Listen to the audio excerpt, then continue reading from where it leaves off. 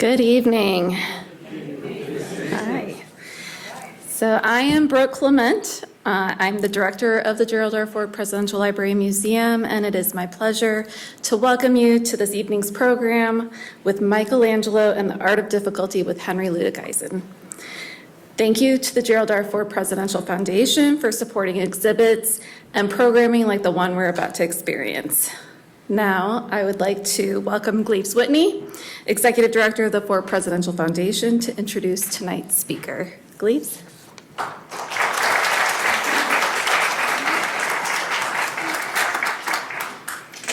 Thank you very much, Brooke. So, you came into the museum under the flags at half-staff. And it's to pay our respects to the victims of yesterday's tragedy in Uvalde, Texas. And our hearts go out to the families of the victims. So I wanted to start with that. So here we are amid Michelangelo's tremendous masterpieces, and it puts us, I think, in a thoughtful frame of mind by inviting us to recognize both the tragedy of the human condition so often, but also the triumph that we're capable of generating in response to that tragedy. And I'd like to take a moment to recognize the people and the organizations that made tonight possible. You, first of all, are friends of Ford who are with us in person, and all those who are watching online as well. The members of the Ford family, I know there are a couple of you. Bob and Karen, where are you? Yes, members of the Ford family, thank you for being here.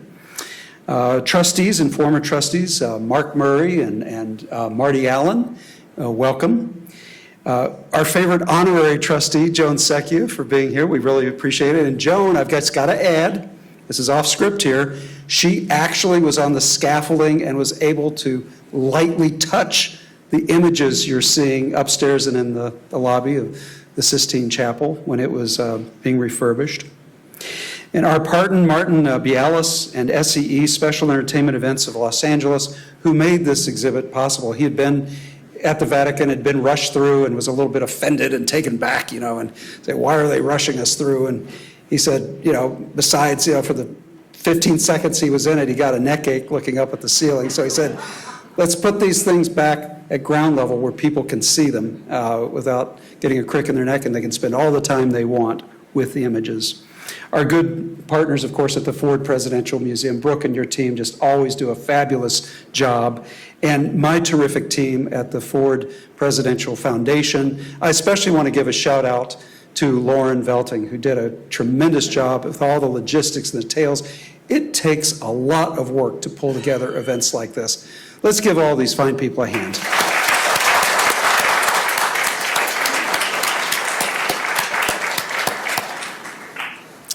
Well, we are grateful that all of you are part of what we're calling an evening to remember. It is significant because you're building a community around virtue. President Ford, Mrs. Ford, their virtue, and the culture that sustains virtue. You are part of that effort by being a friend of Ford, and we appreciate it. It's significant because President and Mrs. Ford lived for 895 days in an art museum. Yes, the White House is a terrific art museum, and we forget that. But it really is. If you add up, I have a book that's this thick with the beautiful color plates. I can barely hoist the thing, but one of those coffee table books. And we forget that it is a respectable art museum. It's been a long time since Jackie Kennedy tried to teach us about that. Significant because as President of the United States and leader of the free world, Gerald Ford traveled to the Sistine Chapel. He met with Pope Paul VI. And they discussed how necessary it was to uphold the values of our civilization, the virtues of our civilization. For example, I think the most preeminent is the freedom of expression. And then the freedom to express those transcendent virtues, truth, goodness, and beauty that you see all through this exhibit. And it's significant because of this evening's distinguished speaker, Dr. Henry Luttikhuizen. We are so pleased because he promises to deepen our insights into the most striking symbiosis of art and architecture on the planet. Henry is well known throughout West Michigan from his days as being a professor of art history at Calvin, and he's known really throughout the United States and Europe because of his expertise in Netherlandish art and architecture. I wish I had been a student of yours, Henry. I must confess, I could listen to you day after day after day. And you can read the details of his very stellar and storied biography in the program, and I urge you to do so, because what I would like to emphasize here is that Henry has, I think, an unparalleled commitment and an ability to take the written word on the page and the image on the canvas or the ceiling and translate it into a language that ordinary folks like you and me can understand, and make it jump out to life and inspire us by learning about these virtues and values and just the sheer beauty of the pieces that he talks about. Now, this evening, Henry is speaking about the superhuman degree to which Michelangelo embraced the difficult. You see the title up there, Michelangelo and the Art of Difficulty. He will no doubt remind us of what the German poet Goethe observed after visiting the Vatican. I love this quotation. I'm sorry if I'm stealing any of your thunder, but this is a great quotation. Quote, "If you haven't seen the Sistine Chapel, then you cannot possibly appreciate what one person is capable of achieving." Close quote. Isn't that great? So tonight I ask you, are you ready to learn? Great. Wait, are you ready to learn? All right, then please welcome Henry Luttikhuizen to our stage.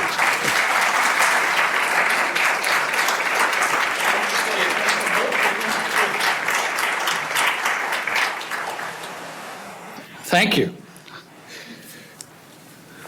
Okay. Well, first of all, thanks again, Cleves. Tonight's presentation is admittedly difficult because what I have to do is talk to you about one of the most complicated artists and one of the most elaborate artistic programs there are, or that there is. And I have to do all this within an hour, okay? So that's pretty tough. The second thing is that I'm going to address with you the concept of difficulty, or as they would say in the Italian Renaissance, difficoltà. And it's a notion that I believe still has meaning today. And so I want us to think about that as you're seeing the images on the screen and hearing my words. Now, Michelangelo recently has been in the news. Oh, here we go. Has been in the news, and I thought, well, I should address this first. This is a very early drawing that Michelangelo did after Masaccio. I don't know if you saw this at all in the news. It recently sold at auction at Christie's. If you have an extra 24 million, that's what it went for, okay? And the reason I draw your attention to it is not just simply because it fetched a lot of money, but because it shows us how important his brand is, how long-lasting it is, even in terms of the present. I mean, he carries a lot of weight, or in this case, money. Now, tonight, I'm not going to focus on this drawing, but it's just, again, something to think about. You know, what is the meaning of Michelangelo for us, not just in terms of the past? Now, to understand what you're seeing out there, we've got to talk about the patron, the man who paid for the painting of the Sistine ceiling, namely Julius II, and of course the maker, Michelangelo. And so start with the image here on your left, Julius II. He was from the Rovera family, and the name Rovera means acorn or means oak. Okay, and so the family crest, you're going to see oak leaves, acorns, all kinds of things associated with his family name. But he's the Pope. He took on the name Julius because he wanted to model himself after Julius Caesar. Okay, and to understand that, you have to think about what's going on with Christianity at the time. This is when Christianity is being exported outside of Europe. Okay, you have a little bit in Africa already, but it's expanding. Asia, it's expanding like crazy, and of course now the Americas. And so the way Julius is thinking about his role is he's Christ's vicar on earth, and he's thinking about building Christendom. And in that regard, he wants to be like Julius Caesar. He wants to build an empire. Okay, but in this regard, it's going to be religious, but of course it has political connotations as well. In addition to that, you should know that he is the nephew of an earlier pope, Sixtus IV. And that's where we're going to get the name Sistine Chapel. Okay, so there's this building, and the nephew is going to redecorate it. Okay. Now, how did he become pope? Admittedly, it's not a nice story. He did it primarily through bribery and political manipulation. He promised to keep the papal states out of warfare, but today we know him as the warrior pope, okay? So he wasn't very successful at that venture. And his primary efforts were to ensure that the French would stay out of the Italian peninsula, okay? That's his big goal. He will be involved in a variety of skirmishes or battles. He himself would wear armor. Okay, so it's kind of odd if you think of Pope Francis wearing armor and going out in the field. It doesn't really make a whole lot of sense. But for Julius II, oh yeah, he was going to go there. Okay, so he's this very powerful man. He's got political interests in terms of preserving the papal states, but of course he's also a religious leader. And so it's important to think of him as being quite important in that regard. The other man here, and I'm showing you a drawing by Volterra, one of Michelangelo's students. It's Michelangelo. Michelangelo was a Florentine sculptor. And one of the things that's kind of interesting here is why in the world would Julius hire a sculptor to paint the ceiling? Okay, that's unusual. And we're not exactly sure. We do know that Julius II commissioned Michelangelo to make his tomb, okay, to sculpt a tomb. But to do painting seems a little bit unusual. In addition to that, we have a letter from the architect of Julius, the guy who built the new St. Peter's, Bramante. And Bramante says, don't hire this guy. He doesn't know what he's doing. He's a sculptor, not a painter. Okay, so that goes against it. And, who knows? Maybe this kind of egged Michelangelo on, right? The fact that Bramante said he couldn't do it because he was just a sculptor. We'll see about that. That's part of this difficulty that we'll be talking about. Whoop. Now, in terms of the popular imagination, especially for Americans, when we think of Michelangelo and we think of Julius II, you can't help but think of Irving Stone's The Agony and the Ecstasy, his 1961 historical novel or biographical novel. And admittedly, it's filled with historical inaccuracies. There's a discussion about Michelangelo and his girlfriend. Michelangelo very likely was gay, okay? So we have no connections with a woman in the picture, so to speak. And the other thing that's kind of unusual about the text is it treats Michelangelo and the Pope as if they're co-equals. Okay, they both have their tensions, but what makes the novel, kind of interesting is they treat them as if they're on the same level. No. Michelangelo was summoned to do the ceiling. That's important to bear in mind. He was told to do it. He doesn't have the same amount of clout as the Pope. He's an artist. Plenty of artists would like to have that kind of power, but he doesn't have it. He doesn't have that kind of authority. Now, the book was then subsequently made into a film in 1965, and you have here Charlton Heston and Rex Harrison, in case you don't recognize the types here.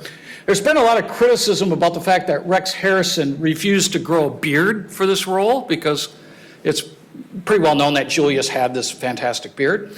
But the truth of the matter is Julius didn't have the beard until halfway through the making of the Sistine ceiling frescoes. In 1510, he developed an illness, he had a bad fever, and after that he decided for some reason to grow a beard. And so at the beginning of this, he wouldn't have a beard anyway, so Rex Harrison was right, even though he didn't know it. Okay. So there's some of this kind of thing happening. Now, when you see it, the film really addresses Michelangelo as being rather cantankerous, okay, as being a difficult personality. And, he's shown as somebody who threatens to quit. He takes off for the mountains. He leaves the project. He's kind of obnoxious, to say the least. But in a way, even though Stone isn't getting everything right here, he's onto something with the difficulty. Stone fails to address art theory. Okay? He doesn't deal with that at all. But he does know that somehow difficulty is coming into play. And those of you who are geniuses out there know that life can be difficult. And Michelangelo is suffering from this. Okay, geniuses suffer for two main reasons. Number one, ordinary people don't understand them. They have the right answer, and people aren't paying attention, and they make their lives miserable. That's tough. That's part of the reason geniuses are melancholic. The other problem with being a genius is it's a gift. I can't teach genius. No one can. It's something that is offered to you from birth, so to speak. It's given to you by grace. And again, Michelangelo believes that he has had that kind of inspiration. But here's where it becomes a problem. Okay, so you make a great masterpiece. God's helped you out. You get grace. Could it end? Is this something that's going to last? Or is this it? And that adds a certain degree of anxiety as well. So Renaissance geniuses are not real happy people, okay, by and large. And the other thing is they don't get along with each other. Michelangelo, and I'm going to put it as kindly as I can, hated Leonardo's guts. And it worked the other way around too. And Raphael, if we were talking about him, it'd be the same kind of story. Okay, so there are lots of problems there. So again, the thing to keep in mind here is, again, difficulty. It's related to genius, but that doesn't foreclose other possibilities or ways of thinking about this. Now tonight I've been asked to talk about the Sistine Chapel. And as I said, it was commissioned by Sixtus IV. It's a papal chapel dedicated to the Virgin Mary. It was built around 1477 to 84, something like that. And what's kind of interesting about the building is its dimensions are based on what they believe to be the same as the Temple of Solomon. Okay, so there's this kind of effort to make Rome like Jerusalem in a weird way. To give you a sense of scale, it's 134 feet long, 46 feet wide, and 44 feet high. And it houses about 200 people. Initially, it was decorated with stars on the ceiling. And the walls had fresco paintings by very prominent Italian artists, including, and if you look right here it is, okay, that might be a little bit familiar to those of you from West Michigan, Perugino. Okay, so let's think about this a little bit, make connections. So Perugino made multiple frescoes. In fact, he was in charge of the decoration. And many of these fresco paintings are promoting the idea of the Pope as having divine authority. Okay, and this is Christ giving the keys to St. Peter. So that's already down there. But what's going on with the ceiling? Well, unfortunately, the building leaked like a sieve. And Julius II decided to redecorate it. And so he wanted to do something with the interior. And he decided that what would be the best thing to do would be to have representations of the 12 apostles in the spandrels in between the windows. And so that was his idea. And so he also thinks maybe a few ornamental motifs. So he commissions Michelangelo. And Michelangelo's response was something like this. Well, yeah, I can paint that for you, but it's really not that great of a program. Instead, he said, you should have me do something more worthy, that's the word he used, worthy of the papacy. And what he means by that is something more difficult, something more complex. And the way this works out is incredibly elaborate. And it includes in the lunettes representations of the ancestors of Jesus or his genealogy. It includes pendentives, which will give you narratives associated with primarily the Old Testament, where you have prefigurations of Christ. It includes representations of sibyls, who are pagan fortune tellers, who are predicting the birth of the Messiah, and Old Testament prophets, who are again foretelling the coming of Christ. And so you get all that kind of complication, and then to make matters more drawn out or complicated, he put narratives associated with Genesis. And they don't work necessarily in a straightforward fashion, which again is adding to the difficulty here. Now, he started this project in 1508, and he's going to end it in 1512. Twice as he was working on the project, he ran out of money, and he had to go to the Pope, who was in Bologna, fighting the French, and say, you got to pay me so I can buy more materials, so I can keep laborers working. The Goethe quote's a very good one, but admittedly, Michelangelo did not work alone. Okay, he had a workshop, and so he had to pay his employees as well. This is a corporate activity. So, real dollars, or lira, I guess, would be involved here, or florins. So, I can't talk to you about the whole program, but you should see that in the center are 9 panels, and they alternate in size. There's a big one, a small one, big one, small one, and so forth. And the first 3 deal with the creation story, then Adam and Eve, and then Noah. And I'm going to start by actually going, if you will, from left to right. So I'm going to go opposite of what the biblical narrative is. And the reason I'm doing that is because you would enter on that side. That's number one. And number two is that that's the way Michelangelo painted them. So he started, and he climbed scaffolding, okay, and by painting basically the drunken Noah, and then work his way across to when God creates light. So we'll start by looking at an image of the deluge, or the great flood. And when you consider this work, what you're going to first notice, I hope, is in the background there, you have the ark. And Noah's ark is closely associated with the idea of church. If that surprises you, I want you to think about this. What we call the middle of a church is a nave. Okay, and it's related to the word navy. The idea is that the church is a ship. It's a place of protection. And this would have been something that the Pope and his entourage would be very cognizant of. They would know this right away. Okay, so when you see that, you have to think of it as kind of a safe haven from what's going to happen here with the flood. But what I think is even more interesting with this particular panel, and I'm going to give you a detail, is this father holding his dead son.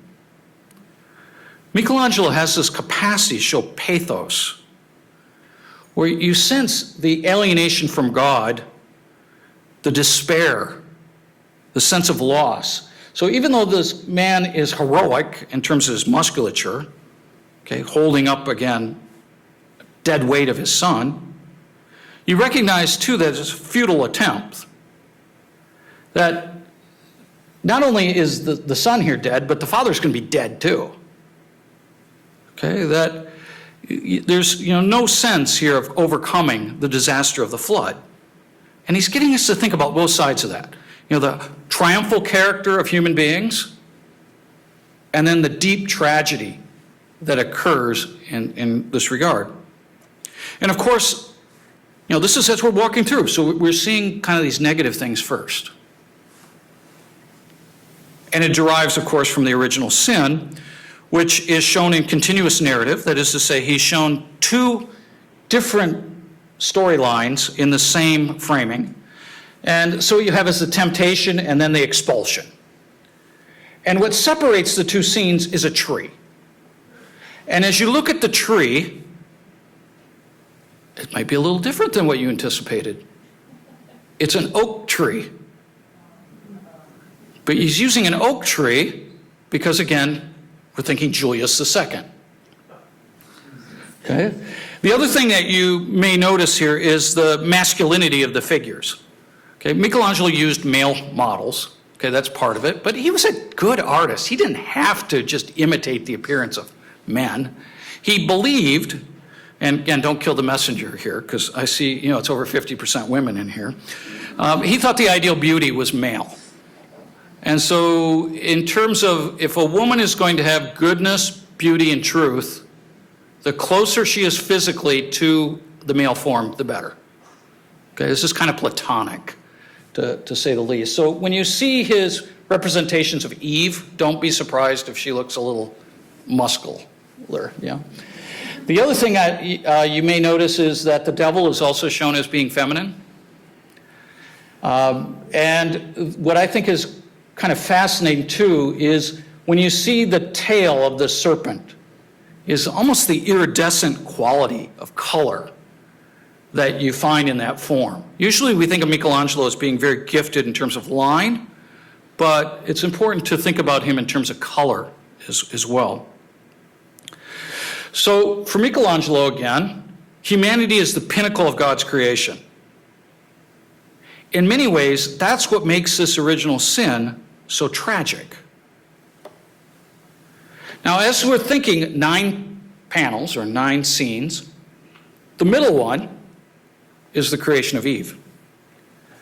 And when you see the image here of the creation of Eve, you can tell that she's being removed from Adam's side, that she's responding to God lifting up his arm, that she is, in a sense, following his command. Now, why is she there in the middle? Again, it's a metaphor for the foundation or the establishment of the church.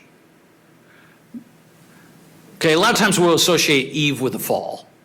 But prior to the fall, she's understood as being Adam's helper. And there is a close association between the pre-fall Eve and the Virgin Mary. Okay, you can find all kinds of theological literature. And so, in a way here, she is like the Virgin Mary, or she is like the church. Again, this is a papal chapel, so that makes perfect sense. But I want us to go beyond just the iconography here, again, to the complexity.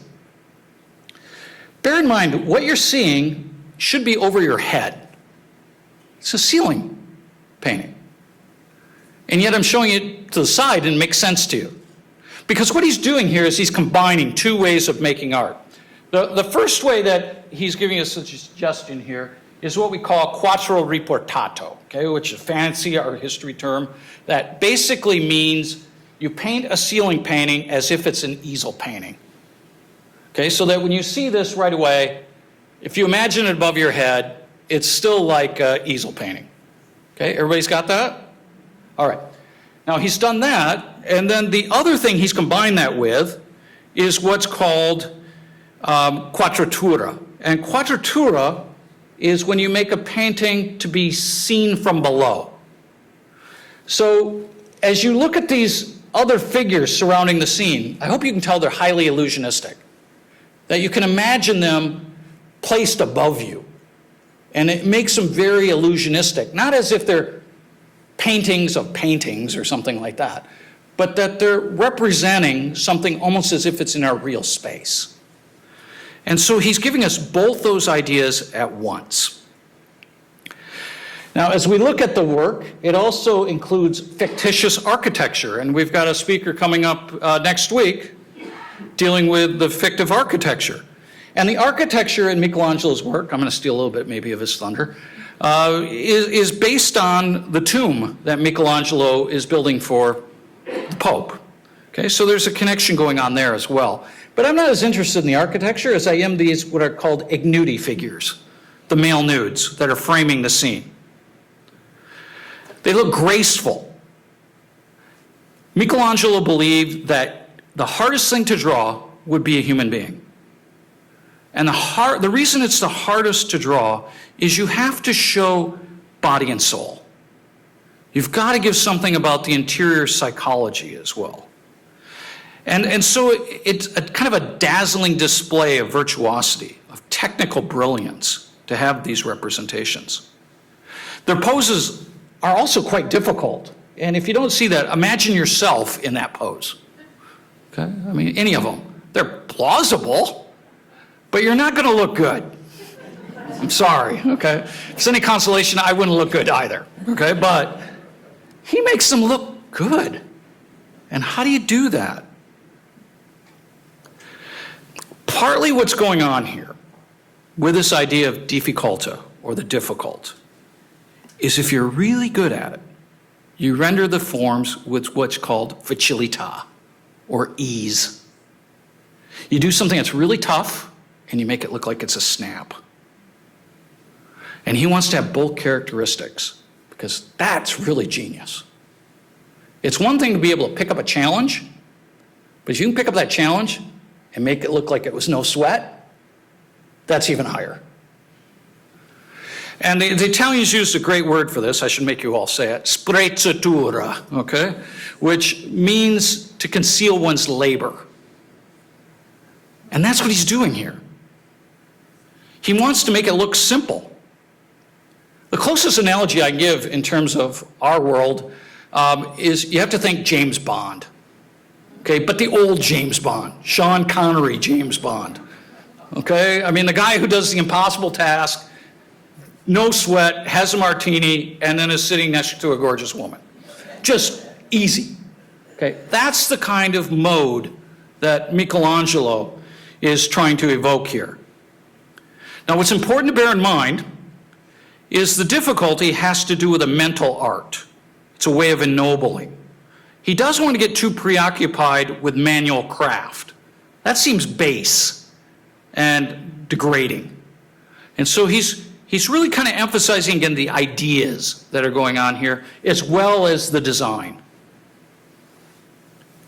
The next panel, or scene, is of course the one that's probably the most famous to you, the creation of Adam, which in some ways is connected to what I just showed you. So if you have the creation of Eve as being connected to the new Eve, namely the Virgin Mary, in this case, the creation of Adam has to do with the new Adam, namely Christ.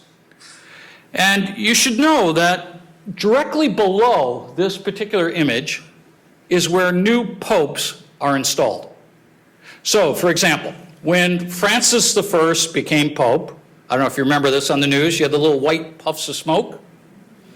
Okay, that came out of the Sistine Chapel.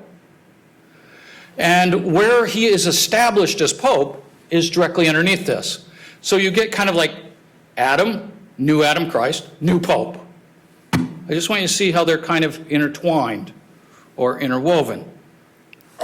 Now the way in which this particular image works is the figure of God is surrounded by red, which is a very warm color. By contrast, you have cool colors by Adam, the blue and the green. And so consequently, it seems like the action is all coming from God's side. Okay, you have active and passive. Again, seems relatively simple, but this is a difficult idea. The fingers are often described in terms of what is sometimes called suspended animation. And what we get is this idea that just as God the Father touches the hand there of Adam, you have a spark of the divine within humanity. Okay, that's where the figure of Adam is really coming to life. That's that gesture that makes us think about what it is to be human.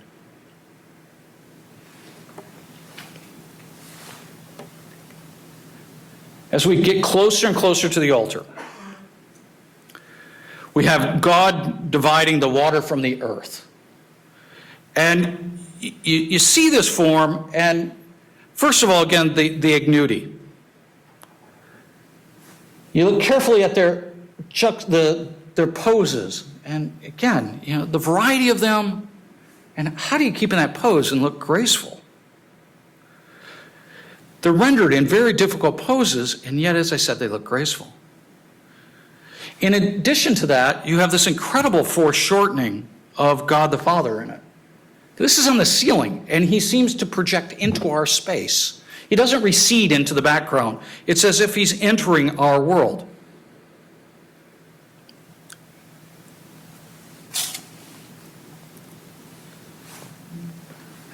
As we follow this progression into the idea of creation, you have the creation of the sun and the moon.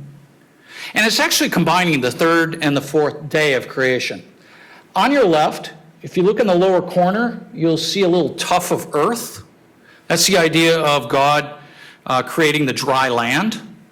And then the fourth day is indicated with God there with the sun and the moon.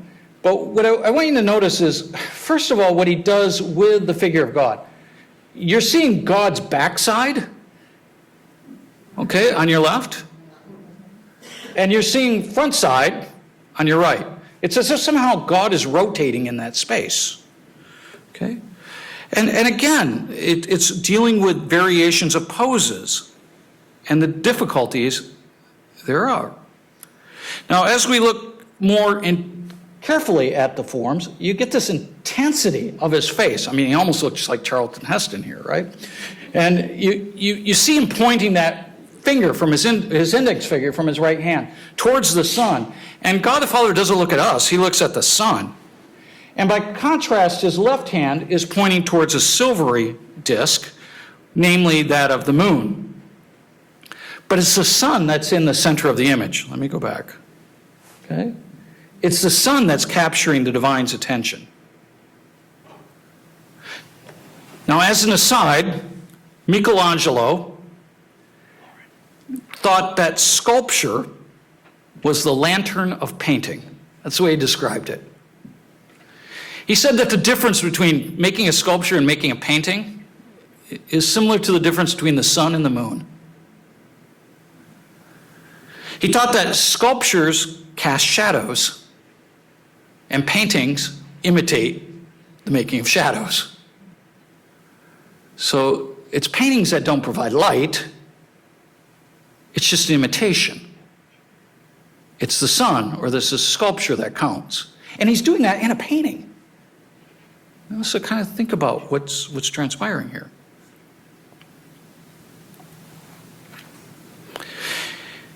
In the separation of light and dark, this is the image that's directly above the altar. Okay, so you think about what's going on there. This is the first image of the series. Above the altar where the Mass is celebrated is shown this moment of enlightenment. And he's hoping that the sacrament is understood that way. It's the beginning of creation that you see with the separation of light and dark, but it's also the beginning of recreation or redemption. Okay, so he's thinking about those kinds of qualities as well. And again, it's incredible in terms of the foreshortening. As you look at God the Father here, the difficulty of rendering that pose. And again, he's doing this 45 feet basically above your head. Now, what I've tried to convey to you through this short presentation here is how elaborate all of this is. The complexity, the multiplication of what he's doing. He's creating grandeur worthy of the Pope by making overwhelming inventions that look deceptively easy and effortless. Now, as we move from the altar and we look up, you have the Old Testament figure of Jonah. And Jonah there you should be able to recognize because you got the big fish. Okay, now Jonah is in the whale for how many days? 3, okay. And you sense that as being kind of like Christ, right, in the tomb, 3 days, so resurrection scene. And that's going to make sense in terms of, again, tying to the Eucharist and all this religious stuff going on. But The other thing about Jonah is he's the only Old Testament prophet that is addressing Gentiles. And so there's a little bit of an anti-Semitic thing happening here as well. Okay, or at least an interest in primarily what's going on with Gentiles. But beyond that, to get to the main storyline of tonight's presentation, check out that pose. Okay, and if you think about what it would be like to just represent a head. And something I've failed to mention to you up to this point is the way he illuminates all the figures is as if the light source is the altar. Okay, so he's thinking very much in terms of light, the sacraments, ideas of grace, redemption. But of course, this is all part of a deeply religious space.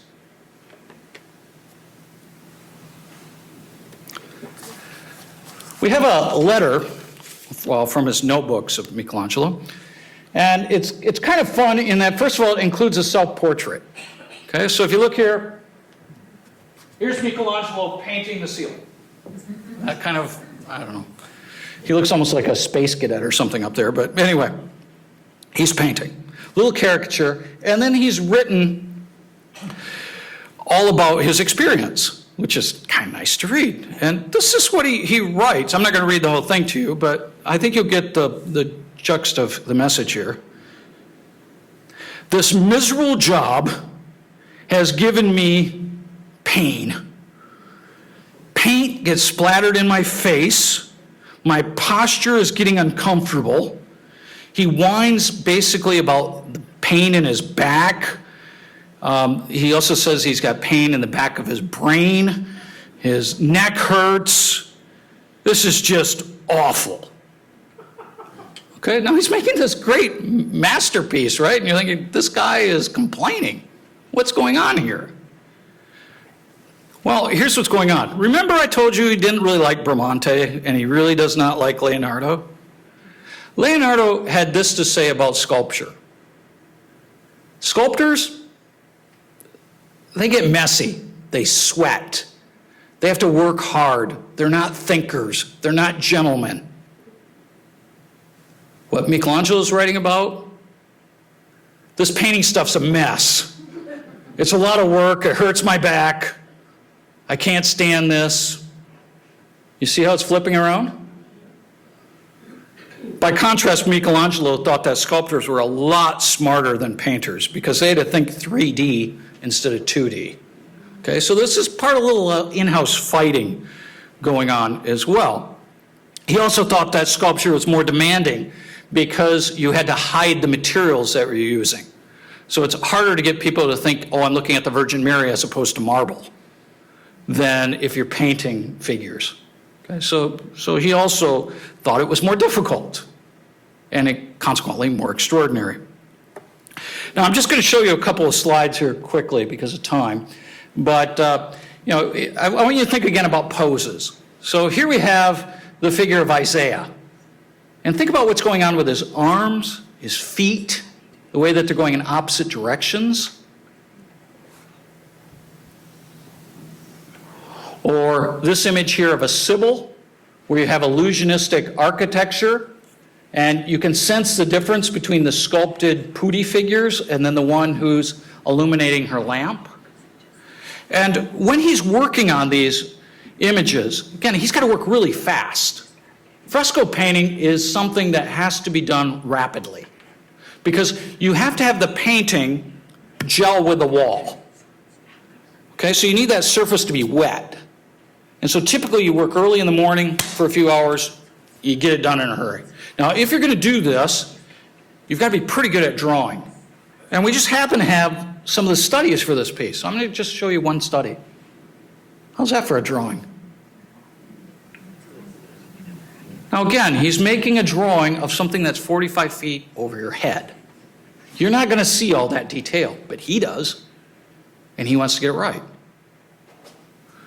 Or the Libyan Sibyl. I won't even ask you to try to put yourself in that pose.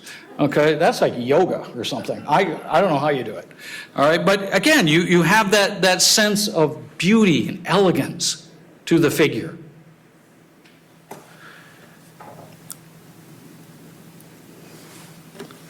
nearly kind of impossible contortions.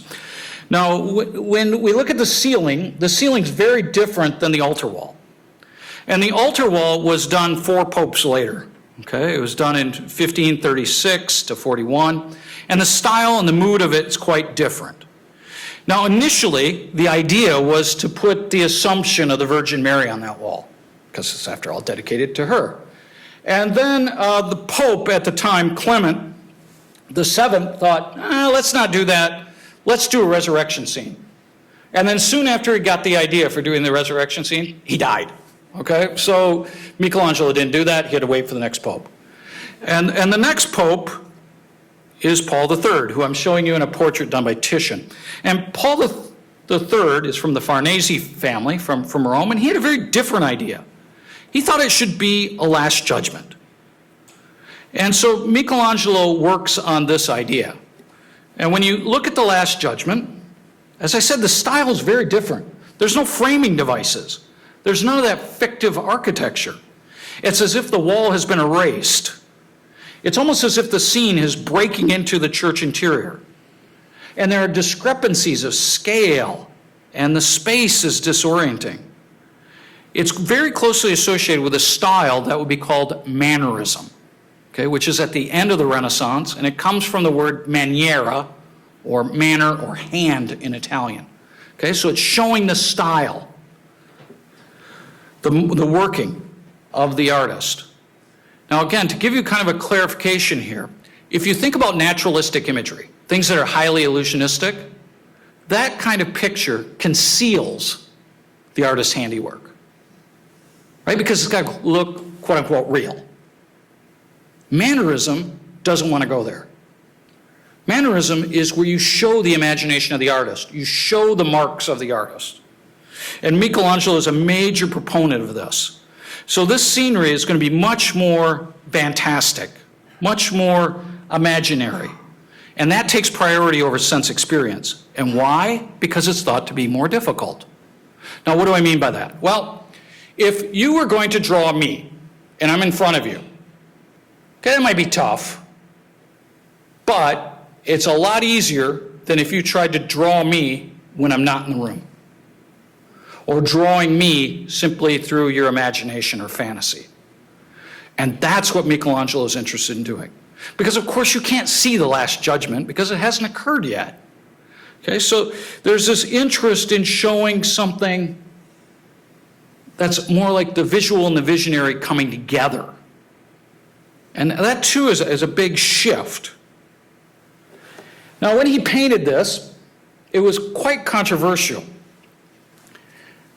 And the reason for that is it included a lot of nudity. And this is a Pope's chapel, right? You know, priests are supposed to be celibate, and you got all these nudies? That's not right, okay? How can this be? Well, Michelangelo's response was, well, come on, it's the resurrection. That's how we all come up. And he also, of course, has this deep appreciation for the human form. But there were troubles. Even the ceiling before this, I didn't mention it, but I'll get after my ethnicity here in a minute. Even the ceiling was posed to be problematic. All those ignudi figures, the only Dutch Pope, Adrian IV, wanted the whole ceiling stripped because he thought that this is just too much nudity. Let's get rid of it. Okay? Now, after Michelangelo's death, so it's about a decade or so after his demise, the papacy decided, yeah, we can't have this. This is just too much. And so Volterra was commissioned to put clothing on the figures. Okay, so what I'm showing you is a mid-16th century copy after the work of Michelangelo. Okay, so before it got new clothing. And so to show you the difference, here's what it looks like today in a detail. That's St. Catherine there with a broken wheel. Okay, this is what it looked like when Michelangelo did it. Wow, huh? You can kind of see maybe where some people may have thought, this is too much about art and not Christian devotion. Okay, seeing the difference? Now, Volterra got a nickname from the artist. community, the artistic community gave him a nickname as the breeches painter, okay?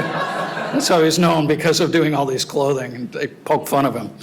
But nonetheless, I think you can kind of see it. And there was a lot of controversy when there was a cleaning of the Sistine Chapel ceiling about whether or not they destroyed the forms because of removing too many layers and so forth. But the one thing I find very interesting is when it came to showing the altar wall, the Pope said, no, we are not going back to Michelangelo's work. We're not going to try to go back to the original. After all, why would we want to destroy Voltaire's work? Okay, well, you can see why maybe there were some concerns.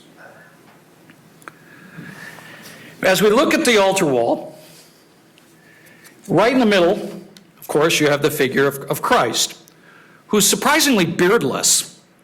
And he's shown very much like the sun god Apollo. And he rises from his throne on the liturgical east. Okay, so you think of like the sun rising, second coming idea.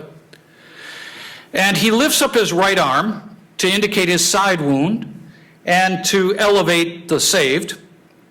But for the most part, he's preoccupied with what would be on his left. Namely, he's preoccupied with the damned. You can see that's where his eyes are drawn. Even the positions of his hands seem to be in condemnation. And meanwhile, you look at the Virgin Mary next to him, again, that symbol of the church, and she's functioning as the intercessory. She seems quite passive, in some ways maybe shrinking or shriveling up. And yet, she's the one who's going to temper the wrath of God. See, it's a little bit more precarious than the kind of imagery we had on the ceiling. Now, just below Christ, on the right, is the figure of St. Bartholomew. Bartholomew was flayed alive. Okay, that's how he was martyred. And he's shown there holding a knife and his flayed skin. Now, one of the interest here in the field of art history is that people started looking at the face of the flayed skin and went, God, that looks a lot like Michelangelo. And it makes you wonder what's going on. But the problem is, nobody seemed to have noticed that until the 1920s. Okay, so we don't have any record that Renaissance people or 16th century people thought that was Michelangelo. So maybe it is, maybe it's not. But what we can do, I think, is see how this would be understood as kind of the death of the old self and life anew. The other thing that I think is kind of fascinating is the posture of the figure is based on an ancient sculpture, one that was in the collection of Julius II. So even though he's working for Paul III now, and it's decades later, he still has this connection with Julius. And so we get the idea here that painting is informed by antiquity, Renaissance, rebirth, but at the same time, he's imitating a sculpture. Okay, so it's that sculpture versus painting idea as well. Now, one of the most haunting figures from all this, as far as I'm concerned, is this melancholic, solitary man who's about ready to be pulled into hell. And again, I think Michelangelo gets at psychological pain and suffering that even the strongest of individuals are vulnerable. As we go to the our lower right of the image, or what would be Christ's lower left, we get Sharon, the oarsman, okay, from the River of Styx. You get the little coins on the eyes, okay? That's to pay the toll. And he's swinging his oar, pushing people onto the shores of hell. Again, it's very dramatic. And when he pushes them across, what I want you to notice is this figure right here. It's a portrait. It's a portrait of one of the Pope's financial advisors. Okay? A guy by the name of Biggio. And Biggio disliked the altar wall. and he badmouthed Michelangelo. He said that Michelangelo was, again, more preoccupied with making something artistic and was impious and all that. So Michelangelo represented the man as Minos and gave him donkey ears. And then if you look carefully, you'll see there's a serpent wrapping around his body, and it's biting right at his genitals, okay? I know, real nice, okay. Now, when this happened, Biggio complained to the Pope, right? He said to Paul III, you gotta do something. I don't want to be shown up there like that. And this is what the Pope said in response. I focus on matters of heaven and earth, but I have no power to release people from hell.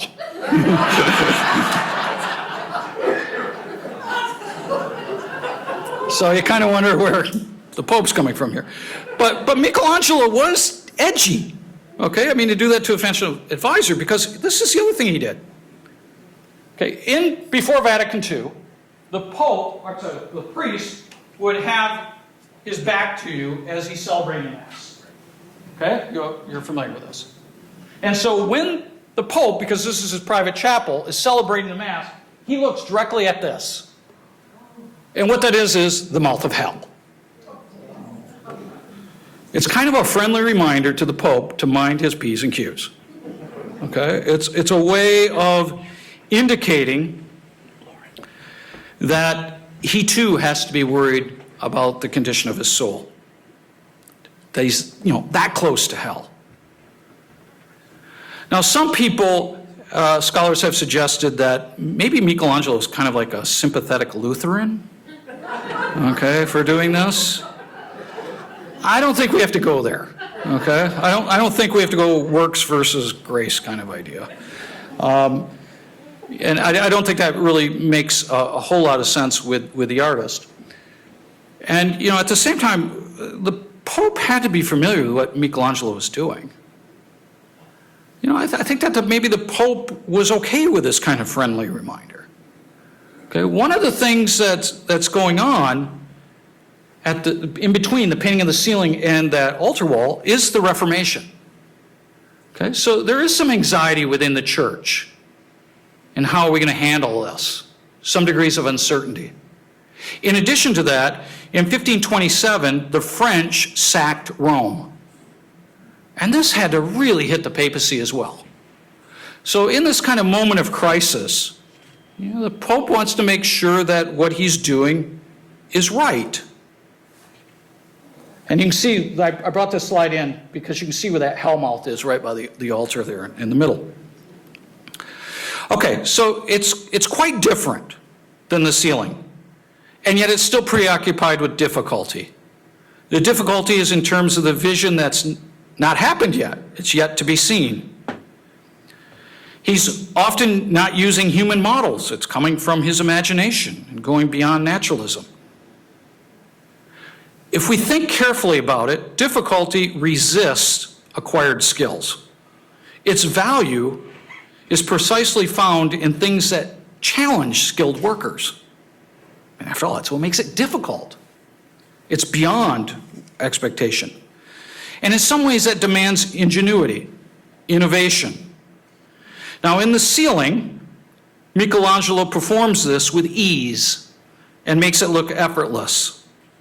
By contrast, the altar wall conveys incompleteness, insecurity, more work that has to be done, calls us to resist our sinful inclinations. It's kind of like the Augustinian idea that hearts are restless until they're one with God. It's a longing for grace as opposed to suggesting we already have it. And so I think that they're both very interesting kinds of programs to think about if we compare and contrast them. But when I think of this last image here, you get the idea that for Michelangelo, we need to have divine gifts. That's what's going to help us to address the difficulties of life. And so whether the grace is coming from within him or without, it's got to be addressed. And maybe that's the lesson that we can kind of learn in terms of the present. So thank you for listening to this old man's words tonight, and hope you really enjoy the show. I think that it's an interesting exhibition. It's, of course, a very different experience than if you're in the chapel, okay, because you're not seeing them in the same sequence. You're also not looking 45 feet above your head and being squashed as, other people are going into the same space for 15 minutes.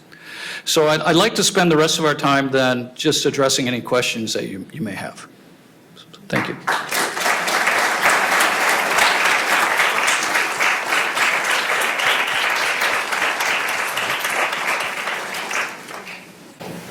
Yeah. How old was he when he was doing this? Which, How old? this one here at the end, he was in his 60s. And, ready for this? He fell from the scaffolding. We know that. So he did suffer pain in this regard. And in some ways that's not surprising. I mean, in some ways, he has no business going up and down the scaffold at his age, but it is a difference. Yeah. What is the paint that's used, and does it have to be retouched from time to time? Okay. The pigments are going to be primarily ground from minerals. Okay. And it's not like temper. You don't need egg yolk with it because it's going to go directly into the wall. Okay, so I don't know if that gives you enough information, but it's a powdery substance, and you render it. Yeah. Here's how you make it first. I'll give you the whole shot. First, you got to have the idea, right? And then what you do is you make a drawing, or what's called a cartoon, and you make the cartoon to the same scale as you want your painting. And you do this on a surface, you use something like wax paper, that's really thin, and you poke holes in it. And then what they would do is poke the holes and rub charcoal over it. And so it would tell them where to make the drawing. And so you quick do this, do the drawing, and then you do the actual painting. So drawing has to take priority. If you don't know how to draw, you're done. Okay? I mean, it's really that important in all this. And so with Michelangelo's idea, what makes art is you have an idea, you have a drawing, and then you make a sculpture, a painting, or a building. Those are the three arts of design. If you don't have drawing, it's not really art. It's foundational. And so there's this kind of combination going on here where drawing is important, but then he's also thinking in terms of, what colors. It's quite fantastic. Does it be top there? It depends upon the quality of the wall, so to speak. Right? I mean, if the building leaks, it's going to pose some major problems for the pigment on its surface. If there are problems with humidity control, same kind of issues. Or temperature control. So long as you can keep it at a constant temperature and humidity, you should be all right for a while. This is if it was done in a way where the paint is into the surface of the plaster. If you do what's called dry fresco is you just do the painting on a surface that's no longer moist. That deteriorates in a hurry. Okay, so it had to be cleaned, but primarily it had to be cleaned because the construction of the building's not the greatest, and because you've got smoke going on in there, and candles, and everything else, and problems with humidity. That's why the 16th chapel was cleaned lots of times. Henry, I think we just had the finger of God in control. Yeah, I got it. Shut the curtains behind you. Yeah, I got it. We have time for two more questions. Yeah. What kind of theological oversight? Okay. What kind of theological oversight did he have going in? Did he have to pass his designs past some theological sort of, committee, right? Not committee, but and what kind of training did he himself have theologically to come up with these incredibly deep understandings in art? We know that Michelangelo could read and write. We know that he was fascinated with the poet Dante. Yeah. Okay, so, and read Petrarch and so forth. In terms of theological training, we don't know how much he had. However, you can be assured that he had advisors that were telling him what to do with the ceiling. This is not just his own conception. And we think it was probably a guy by the name of Marcello, who was the cousin of the Pope, who was telling him basically what to do. Now, having said that, I don't think Marcello was saying, and make sure you add a little blue here. Okay? I think it was just generally the concepts, and then Michelangelo came up with this. Okay. One more question? Last question. You're gonna let me off the hook? No, I didn't think so. Okay. Didn't he have a lot of assistants, people helping him throughout the whole various projects? Yeah, I don't know the number of assistants that Michelangelo would have, but he would have had apprentices who would have been mixing the pigments for him. He would have had journeymen, again, helping him with this process. This is a corporate enterprise. And so the thing to think about with Renaissance artists is that, yes, there's a master of the shop, and he tends to get all the credit. He's probably the ideas man, and maybe deserves it for that reason. But it is done by multiple hands, right? I mean, something we don't talk about with the Sistine Chapel is, what are the guys' names that designed the floor tile? That doesn't matter to us. But they were nonetheless important carpenters and workers. So there are a lot of people we just don't, that don't get credit. Dr. Henry Luttikhuizen.